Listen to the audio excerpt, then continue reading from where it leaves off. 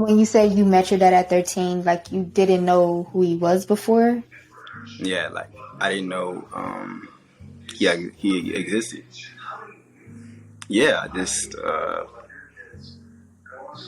that was like something for me that I was like, okay, you know, I I'm grateful for it though, because I don't know how my life would have been if I didn't kind of like know that other connection of myself.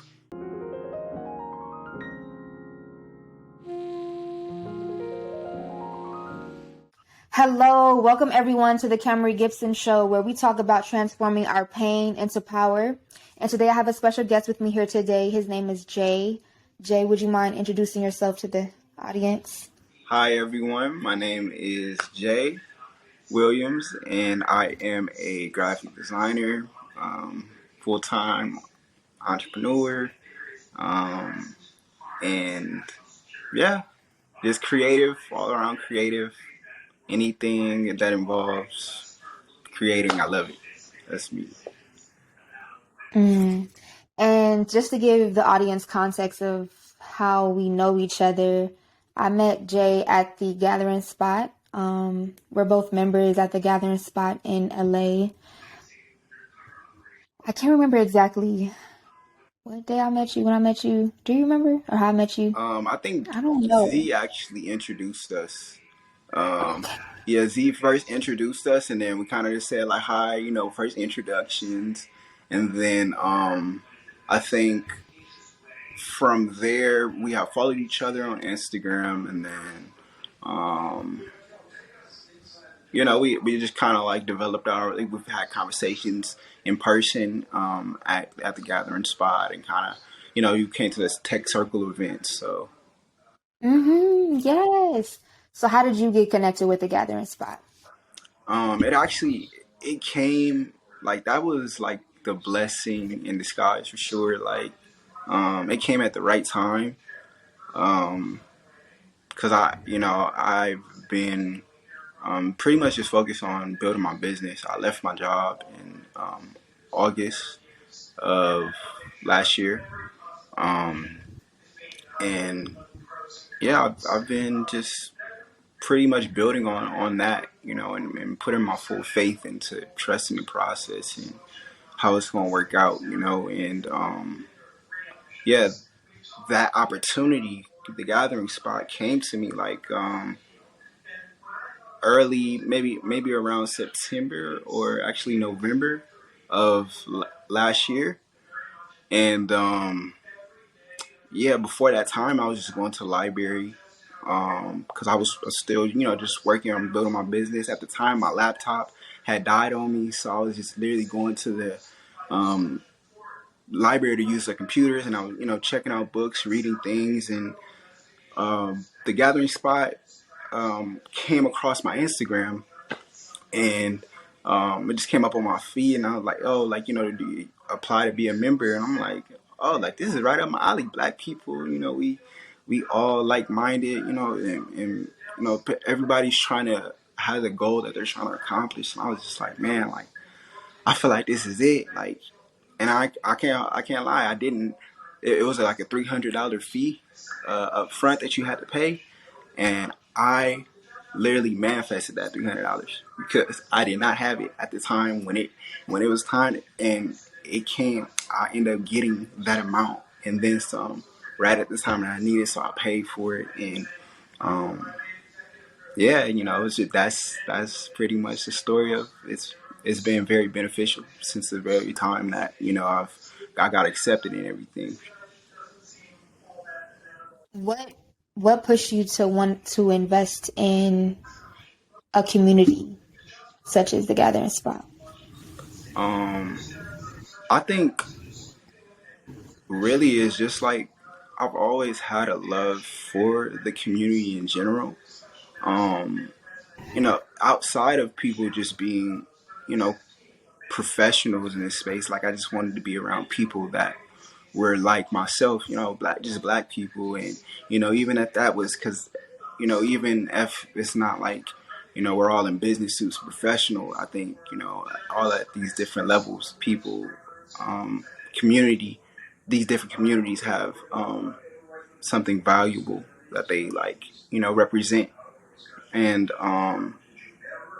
yeah, like I just investing in the community is like, just being around people and building that network, like that's everything, and a strong community is it can be a pipeline to, you know, propel yourself and others.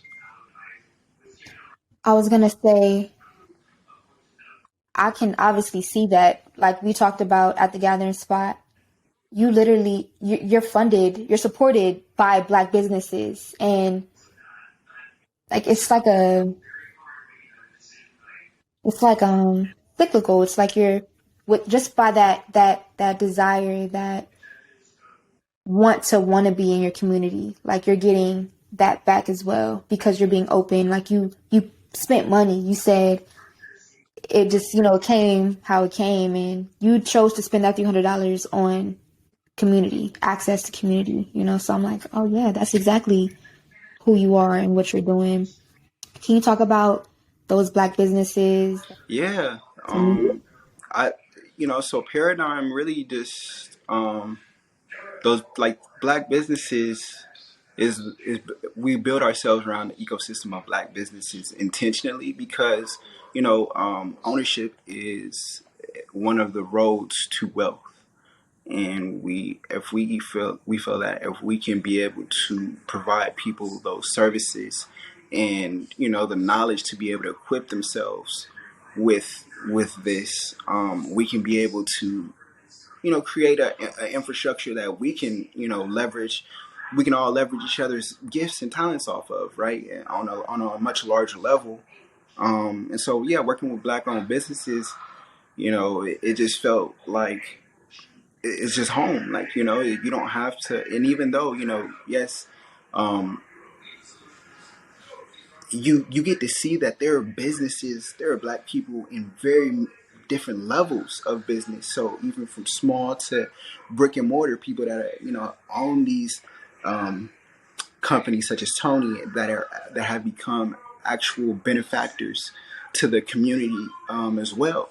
And so um, hope just with that vision of growing ourselves into becoming one of those kind of community builders and world changers for our and being able to control our own narrative through ownership and providing people with branding and how we're perceived and perception.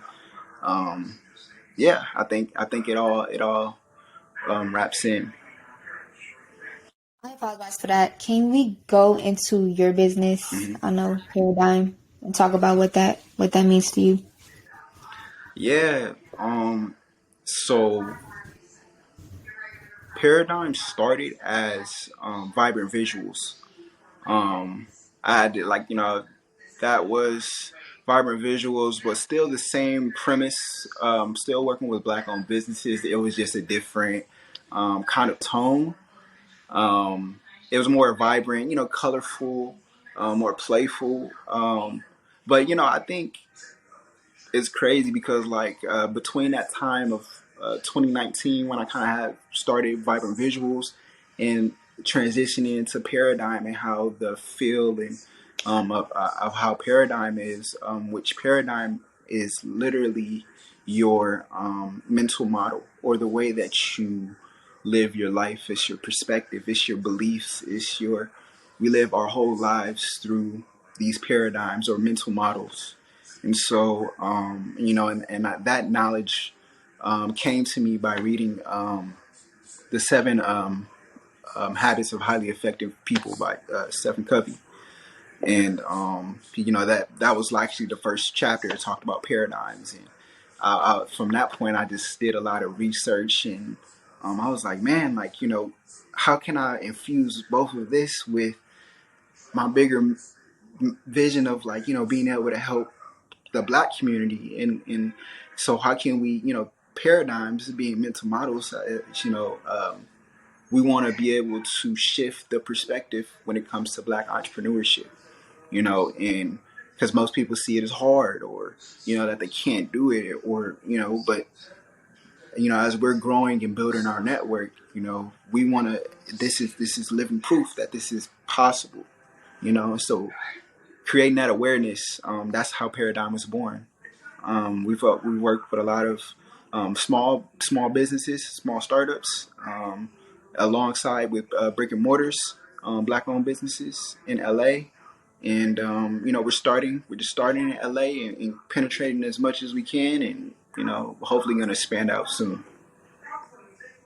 Yeah, man, and it was so cool to hear about that connection that we also had with the Hot and Cool Cafe. I know I sent you a picture of the work shirts we had, and it was cool to know that you had, designed it. What would it be, the logo Yeah, yeah, for those shirts? Man, that's so crazy. It's a small world, but that's how it is in LA. And just to let people know, the Hot and Cool Cafe is a vegan cafe located in Leimert Park. Leimert Park is a historically African American community that is currently going through a lot of problems right now.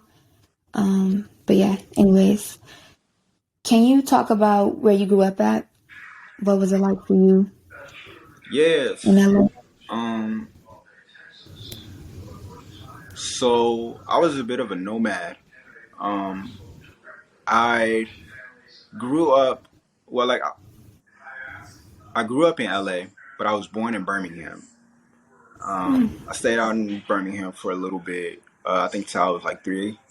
I stayed in Cincinnati, Ohio for like another 3 years, 3 or 4 years. And then I came out to LA when I was like 7 or 8. And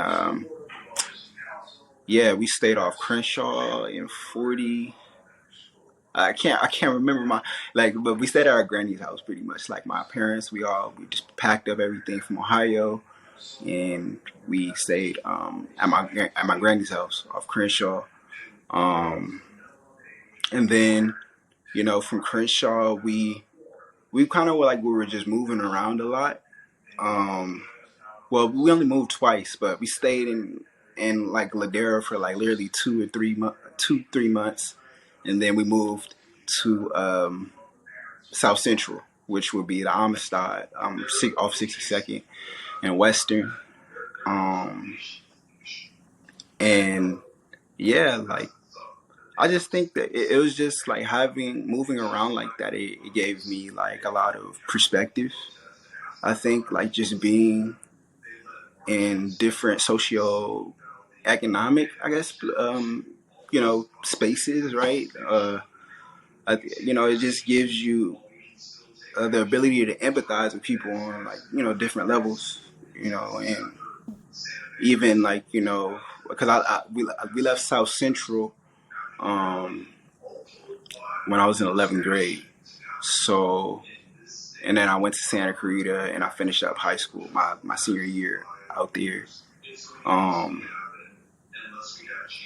and yeah, like but going to Santa Clarita, that was pretty much like a somewhat of a culture shock because I wasn't used to being around that many like white people, and like really you get hit with the stereotypes. I got it was just like the teachers thought I was smoking weed on the campus, and that it was crazy. I was just like, oh, they just getting racially profiled. And I'm like, oh, okay, like but it was an experience, I guess. And so I think I grew up with both my parents. I'm grateful. Um, but I met my dad when I was 13. Yeah, I met my biological dad when I was 13. So it was like a perspective change for me too, but like more family, more love. So that's how I saw it. Um, yeah, I think it's interesting. When you said you met your dad at 13, like you didn't know who he was before?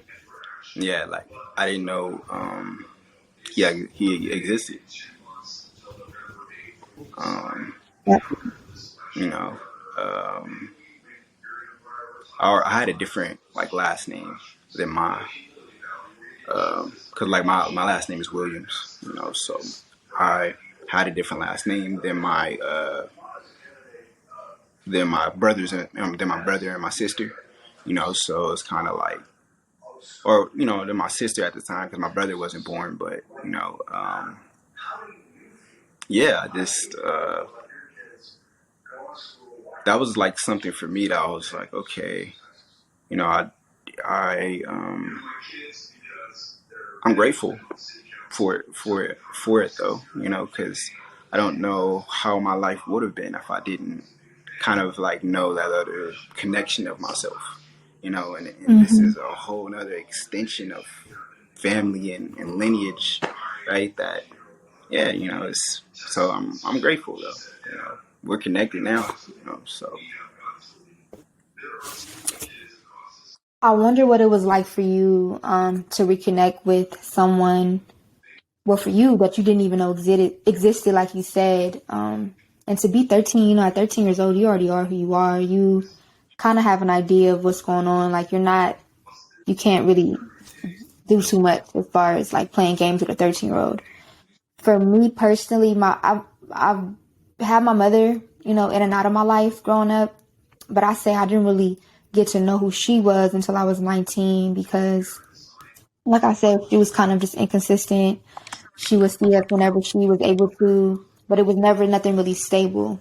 And I never really felt like stable with her.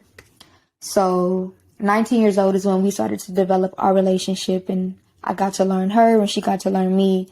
And then from there, we kind of and still are working on what type of relationship we are able to have and want to have based on what we've been through, because it's not easy, you know. As children, we need our parents, and like knowing that that person's blood is inside of yours and that you have certain features of theirs. It can be pretty painful to know that that time spent apart. I guess it could have been spent together, but like you said, it is what it is. So how was that for you? Um, yeah, I mean, I definitely, like I said, it was just like a very pivotal moment. But I think at the same time, um,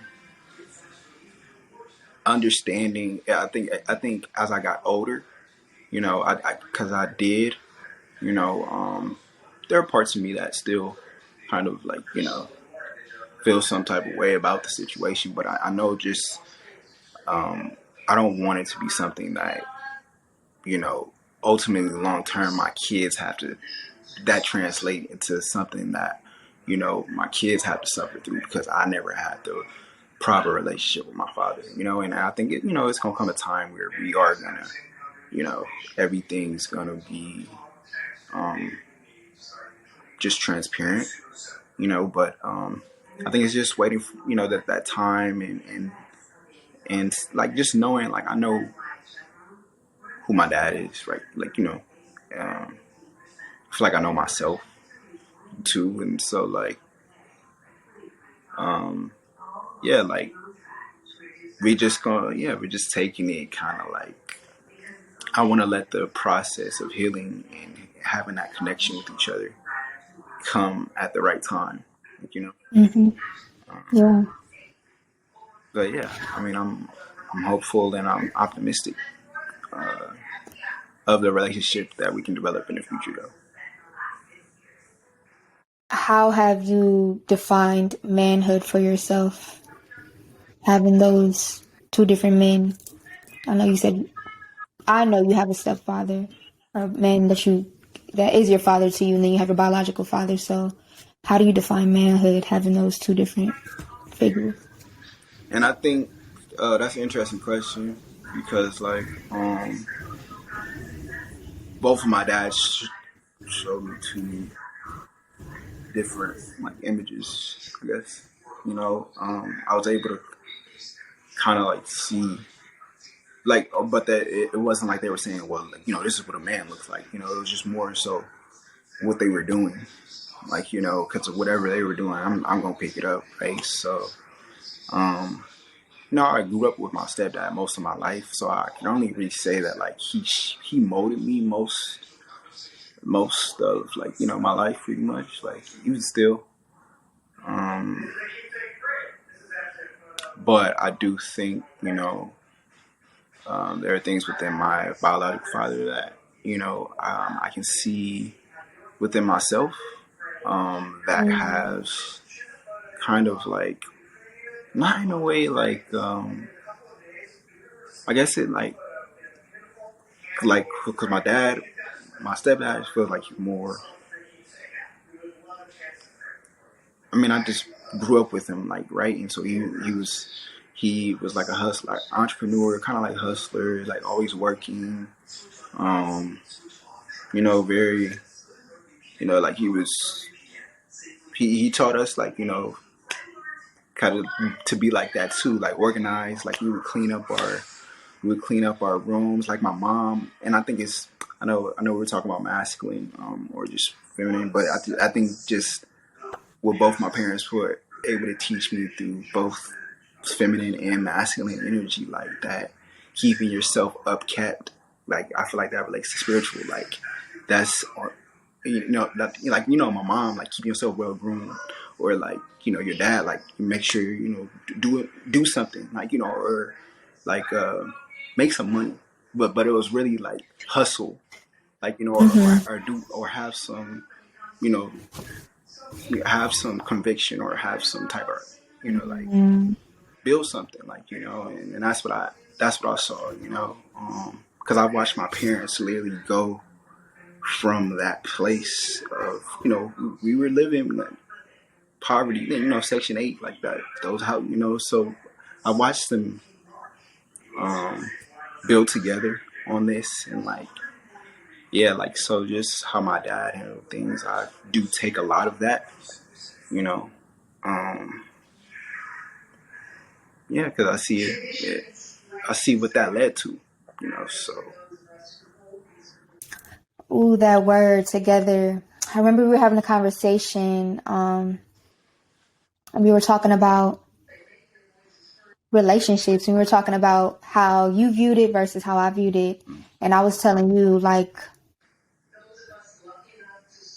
marriage wasn't marriage or a union or being together in teamwork in a partnership with a man and a woman or whoever, whatever you want.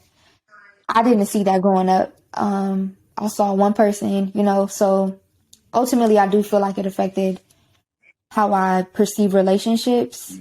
Um, just not expecting them to work, or just not knowing how to make a partnership work with somebody. mm, But I remember you were telling me that you had a pretty good example with your parents and how they supported one another and how they, teamed up with each other to make things happen for their family. So can you talk about what that having that has done for you when it comes to dating and relationships? um I can be real honest with you, like even though I have those great examples, I'm not like perfect. I'm not like the perfect kind of like, but I'm consciously aware of my faults, like at this point, right? Or and so like actively working on those, um and I think like most of my values or principles, like I'm going off in the depth of like actually being conscious of what I'm looking for in a woman, right? Because I know with playing that long term game, like uh, you want to build something with somebody, not just. But that relates back to my examples, because I was able to have both my parents and seeing. I think I just really idealized that, and so I'm looking for that, you know, through what I'm through my relationships, right? And um, I think yeah. Can you ask me the question again? Oh, yeah, you're good. Do you think, going off of what you just said right now, do you think So then how do we know what's for us if, like, say, for example, if you didn't have that example Mm. of your parents, what would you then idealize? Like, or would you have to somehow, like, is it in you though? Is some of it in you, some of that desire for long-term commitment and companionship and marriage? Is it? I mean, yeah, I would definitely. Well, the thing is, if I was never exposed to that, Speak on what you I can only speak from my experience exactly, and so I would only be living through whatever experience I had. So if I didn't have that, I would ultimately, I feel like in turn, not. I mean, because sometimes we don't have to get the examples of what love looks like from parents. We can get it on TV, or we can romanticize things, um, and try to model ourselves after what we see. And even if it's fantasy, like we can try to model ourselves after that, right? Or and to create this simulation of what a good relationship would seem like or be like, right? But I think there are things that maybe that the TV can't tell you that actually makes the relationship work. And so Mm, if you wouldn't have that, if you don't have that prior kind of like knowledge of, if you see, your dad was maybe constantly cheating on your mom, you may not trust men, right? Or in that translates into, it's like you can't have a stable relationship if you don't trust people, right? So, um, yeah, not having that, yeah, I think things would be different. yeah, because I've always wondered, like, I'm just thinking about dealing with the cards that you're given, and making the best out of what you have and not comparing, like, ourselves to other people's outside. Um, okay, I really wanted to just go back to what you were teaching me about 9 to 5s though, and how you were telling me. Honestly, I know I've heard about people always talk shit about 9 to 5s, but I'm just like, I don't get what's the big deal, you know? Mm. Remember we were talking about you worked at McDonald's and just the experience you had there and being a manager, Mm. and it's just funny how you told me you left because I thought I was the only one who did stuff like that. So, can you talk about what that experience was like when you ultimately was like, I gotta get up out of here. This 9 to 5 life is not for me. I'm over it. Yeah, um, that was scary. That was like because am I mean, and it wasn't well actually part of it. And the reason I was scared is because I lost my job before. Like I got fired from a job Mm, before, so I know what it felt like to not have a job, right? And mm, I remember I was in Santa Cruz. I was in Santa Cruz. I was looking for jobs, applying. I applied for like I was on a bus. I didn't have a car at the time. I was on a bus, going everywhere, like applying for these jobs. They're telling they got a now hiring sign on the front of the thing, and I walk in. They say they're not hiring, or they it was just like I kept. It was so before I got to McDonald's. It was so many. It was just like I was getting all this denial, like no, right? And I was like, um, I finally got me. I got the job in McDonald's, and even though it was like, it's McDonald's, I just looked at it like, well, I always knew like long term. I know I don't want to work. I know I don't want to work for people. Like I knew I didn't want to work for people. Um, but like I also know that jobs do provide somewhat of security. Like and so but I was literally I got promoted 2 months within 2 months of me working there. Um, and while I got more responsibility, more stress came as well because it was like they needed me so much. It's like okay, and then it started to because at the same time I was working on my business, so it was kind of like the congruency was unbalanced. I felt like I was giving more of myself to my job than I could give to my business, and I know the goal is long term. You want to be able to give something so that you can ultimately leave that 9 to 5, right? So um, I worked there for 3 years, and I said, okay, like I saw myself. Like from a third person perspective, almost like, wow, like I was really just in this autonomous kind of like doing the same thing every day. I open up the store, like, it's like I was in a movie, and I can literally see myself in this movie, and I'm just doing the same repetitive task. Hey, like, how can I, and um, I was just like, I know I don't want this. Like, I know I don't want this. Like, I don't want this. And I end up just saying, like, I already knew, like, I know my work ethic, and so that's kind of like my faith. I was like, well, it's not that I'm not, like, I'm lazy and I'm not gonna do the work. It's more so like I, it was more so the money security, right?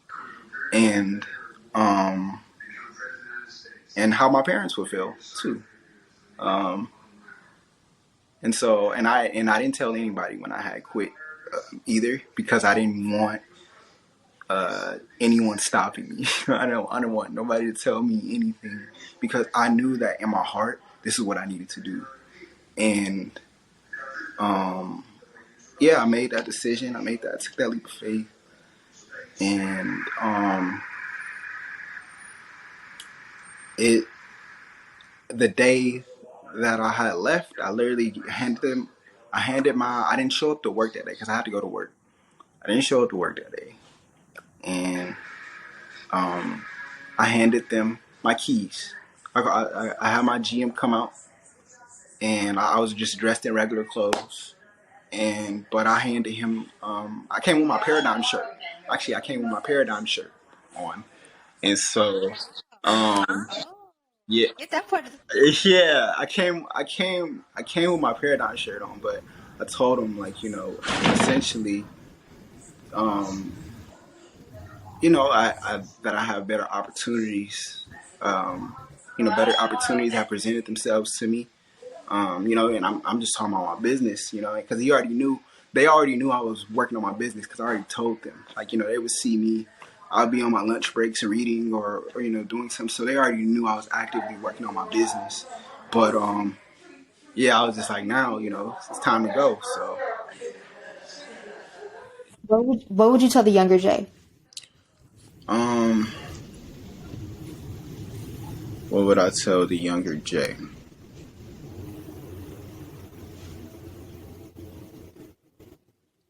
Honestly,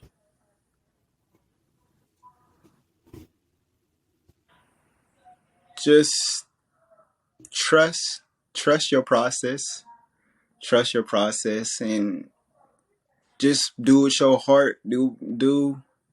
Always follow your passion. Like, I would definitely, like, I wish I would have started earlier um in what I was doing, because I always had the gift of drawing, um but, like, to make it into something like this, is that came to me, like, later on. But yeah, like, just and keep your head up, definitely keep your head up. uh Your head up, yeah. yeah, keep your head up. um yeah, and you strong. Like, I just affirmate, like, pretty much just like affirmations, like, for sure, because my younger self, like, was it's complete parallels from who I am today. Like, and life just has a crazy way of molding you into what you want to be, like, in that sense. Mm-hmm. Yeah. So Alrighty. Final question for you, Jay. What would you tell the person who was like us, like on the brink of leaving, kind of unsure, kind of concerned about money, insecurity, what would you tell them? But they know that they have this passion, and that they know that they ultimately have to leave in order to commit the time to their business. What would you tell them? I think the greatest thing is like faith, because like that's what is going to get you through everything that like is going to, you're going to have people telling you can't do it. You're going to be telling people, like, because your bank account, when you lose, when you leave your job, you're going to see a drastic dip in your income. So you're going to have to get a better relationship with money. And just have faith in yourself. Like, know that you can do whatever you put your mind to. And if it's something that like makes you spark and light up, like that's it. That's like, just build on that, because that's going to make you the most money. That's going to make you the most, like, everything that you're going to get everything beyond what you even think that you're going to receive, just by finding that spark. And to better iterate how I feel like it is to find that, is go back to your child self and think about what made you light up, what made you light up that people said was weird, or, like, because it's the things that we've kind of put in the shadows that are the most like brightest things, right? So, just, yeah, keep your faith. Yeah, yeah, and yeah, that's definitely just like my main thing. Keep your faith, for sure. I love that. That was a word. That was so beautiful. The brightest things we keep in the shadows, the lightest things, you said. Yeah, Look at you. like the things that we put in the shadows have sometimes the most brightest light. So I like that. it's like, yeah, just focus.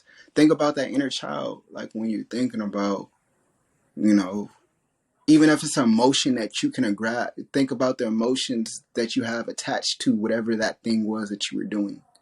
Like, and you're going to find that, everybody finds it on their own time. You don't have to fuck social media, fuck, all that. Like, entrepreneurship is not like glitz and glamour. It's not, it's not like, I've slept in my car before. Like, it's, it's